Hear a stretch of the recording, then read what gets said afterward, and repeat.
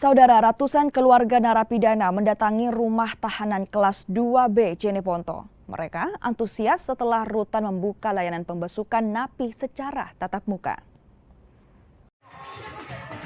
Antrian masuk ke rutan kelas 2B Jeneponto membludak. Ini terjadi setelah pihak rutan memberikan izin keluarga untuk bisa bertemu langsung dengan para napi yang berada di dalam rutan. Meski dibuka, namun pengunjung diwajibkan melalui pemeriksaan yang ketat. Seluruh barang bawaan harus diperiksa. Dibukanya layanan tatap muka napi dan keluarganya ini disambut warga.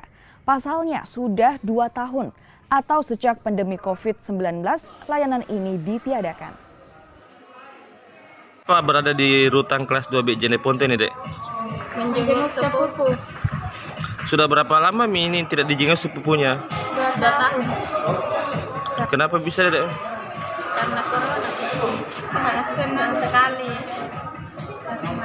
Ya, melalui surat edaran dari Dinas Sosial Pemasyarakatan,